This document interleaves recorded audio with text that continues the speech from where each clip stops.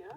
We are continuing with the previous lecture on the last idea I left you with was the Samya debate and how Tibetans were impressed with the argument put forth by Kamala Shila, and so they gravitated towards the teachings of Indian Mahayana Buddhism, which seemed all set to inform the identity of Tibet. So we will continue now with ideas. And now the next significant ruler for the purpose of our study, I'm picking up on Langdharma. As you can see, his name is up here, Langdharma. Langdharma. Well, Langdharma was actually a Bon practitioner. He was a follower of Bon. 9th century AD, 803 to 842 AD is his time period. So he usurped the throne by assassinating his brother. As a Bon practitioner, under him we see the persecution of Buddhism. Monasteries were destroyed. Thousands of monks and lay adherents were killed. And this persecution was so devastating under Langdharma and the Bons that Buddhism was not seen in central Tibet for another 3 centuries, until what is regarded as the second propagation or the second diffusion. This second propagation or second diffusion, the story runs that a regional ruler of Tibet by the name of Yesheo, Yesheod, Yesheo, that's a Tibetan name. He was kidnapped by a tribe of Muslims, and the ransom demanded was his weight in gold. So his nephew arrived with gold in sacks, only to find he was shot by the weight of his uncle's head. So the story runs that the uncle then urged him to use the money to invite a Buddhist teacher by the name of Atisa Dipankar to Tibet, and with the arrival of Atisa Dipankar in 1042 AD, began the revival of Buddhism in Tibet, with the arrival of Atisa Dipankar. So Atisa Dipankar had an interesting story. 982 to 1054 AD is his time period.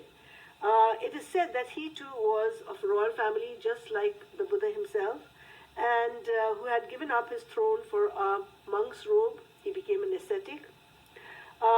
He was actually in the University of Vikramasila and a teacher in the University of Vikramasila. So he arrives in Tibet in 1042 AD. University of Vikramasila, another theological center in northern India. He arrives in Tibet in 1042 AD, and he was very impressed by the quality of Buddhist literature that was preserved in the monasteries on the borders of Tibet. So with his disciple Dromdon, D-R-O-M-D-O-N, Dromdon, some textbooks write the spelling as D-R-O-M-D-O-N, either way it's correct. So with his disciple Dromdon, Atisa inspires a renaissance of Buddhism in Tibet. By the way, Atisa Dipankar was an Indian, not a Tibetan, an Indian who came from northern regions of India, actually from the state of Bengal in India. There was no West Bengal then. From the state of Bengal in India. So, but he was also a teacher at the University of Vikramasila. So together with his disciple Dromdon, he inspires a renaissance of Buddhism, and therefore it is said, Bon lost all its strength and influence in Tibet. And if you recall, Atisa and Dromdon together had established the Kadam sect with its adherence to the Vinaya, which is the code of monastic discipline. Now, the Kadam sect with its adherence to Vinaya, so that's the idea which I just talked about, okay? That was founded by Atisa and Dromdon.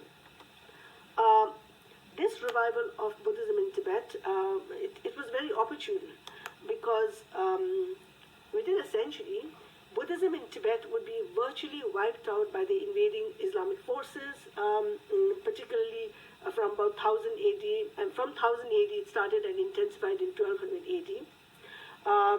The Muslim tribes had erased Buddhism across Central Asia. the great universities in northern India, for example, Vikramashila, given in the slide here, Vikramashila, as well as Nalanda. These were theological Buddhist centers, which it is said had about 10,000 students, with its libraries, hundreds of lectures a day. They would be practically razed, R-A-Z-E-D, razed to the ground. So Indian Mahayana Buddhism, it is said, had nowhere to go except Tibet in the north, and Tibet offered itself almost like an empty page to be inscribed. I have some, let's see here. Here is a picture of Atisa Dipankar, 982 to 1054. Again, Atisa Dipankar has become deified by Tibetans. So this is how he's portrayed, with a halo around his head, as you can see. That is enlightened, signifying enlightenment. So let's move on. Here is Nalanda excavated ruins. Now, Nalanda is one of the United Nations UNESCO's heritage site. It is in northern India. It was one of those great theological centers, 5th, 6th century, a great scholastic center. Students from Nalanda University went to China, traveled to Korea, to Central Asia, spreading Buddhism. In fact, the Chinese, the great Chinese pilgrim, by the 7th century Chinese pilgrim by the name of Huinsang, I am spelling out the name Huinsang, okay, for you. Xuanzang. Xuanzang. Huinsang. There are two different ways of writing Chinese terms in Romanized forms. This is one of the ways. Xuanzang. Huinsang was a 7th century great pilgrim from China who actually went to Nalanda and studied Buddhism in Nalanda. So, and he has left behind writings. So Nalanda Center, this is Nalanda Center in ruins, of course, excavated ruins. I have been to Nalanda myself a couple of times, and it's pretty amazing, these, let me take this laser pointer here. So this laser I'm using this laser pointer just to show you some sections here, okay? So this is just a small segment of Nalanda University. It's a pretty expansive area. What you see here, and of course the top portions were destroyed, so these are, part of it only. One can actually enter into the grounds here, and there are like little cubicles, which probably was the study rooms of the students, and there was no electricity those days, of course. So in some sections, what I noticed when I went there, visited the place with my family, was I noticed that some of these rooms had like an elevated, like a table made of stone, and on the ceiling, there was a hole in the ceiling in some of these cubicles. There was a hole in the ceiling, and the light would filter to that ceiling and come right to and land on the table. So the guide there actually told us that that is how the students studied at a designated hour when the sunlight would fall on the table. So pretty dedicated towards knowledge. You can see how dedicated they were, right? So this is Nalanda University. What was also very impressive to me as I roamed around Nalanda Center was that the sewage system was very, very sophisticated, and their kitchen was really elaborate kitchen they had. So this was one of the great prides of the Buddhist world, Nalanda Center. Let me move on now. This is the famous Prajnaparamita Sutra. Remember, I spoke about Prajnaparamita. So this is the Prajnaparamita, that is Transcendental Wisdom Sutra. So there are textbooks called Prajnaparamita Sutra. This is a manuscript from Nalanda, circa 1075, and it's made. It's on palm leaf. A palm leaf. The text. That is how it was disseminated in those days. And so this is at the Nalanda Center as well, Prajnaparamita Sutra. So continuing the lecture now, Tibetan Buddhism is often called Tantra Buddhism. It is called Tantra Buddhism. The word Tantra is a Sanskrit word meaning to weave, like weaving a cloth, to weave. So it is a verb, to weave.